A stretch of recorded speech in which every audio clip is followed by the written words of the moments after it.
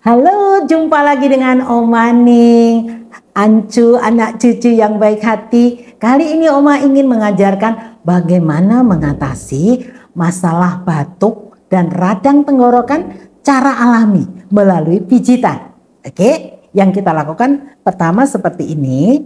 Ya, kita tuang minyak herbal yang hangat ke dalam telapak tangan kita. Ini untuk pemanasan ya. Lalu seperti ini. Nah, ya, sampai ke sini nih, ini juga, ini untuk pemanasannya supaya peredaran darah kita lancar, karena tangan ini adalah refleksi dari seluruh tubuh kita. Oke, nah setelah ini agak hangat, lalu kita tekan-tekan bagian di sini nih, letak dari radang tenggorokan atau batuk tuh di sini nih, terutama jempol ya. Nih caranya ditekan-tekan terus diluncurkan ke bawah. Oke, tangan sini juga. Nah, di bagian yang agak sakit itu diulang-ulang. Oke, setelah itu kalau batuknya memang cukup serius, kita sampai ke titik dari paru-paru di sini. Titik paru-paru itu ditekan-tekan begini. Ya. Oke, ditekan-tekan minimal 7 kali lah ya. Oke, satu lagi juga.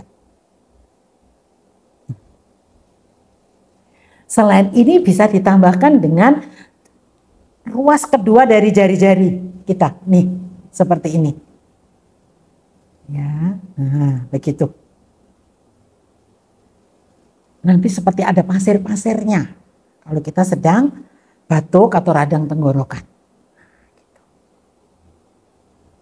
Ya, semua ruas kedua jari-jari tangan kita sudah, bisa diginiin lagi sampai hangat. Nah, ya. Nah, gitu. Lalu bisa langsung, ini kan masih hangat nih tangan kita nih. Kita menggunakan jari ini untuk langsung ke lokasi radang tenggorokan seperti ini contohnya. Dari tengah ini menuju ke sana. Nah, diputar, tekan, putar, pelan-pelan saja. Jangan terlalu keras. Ini juga gitu. Nah, ini leher akan terasa hangat. Lalu di sini begini. Ya, ditarik ke depan begini. Enak sekali. Oke?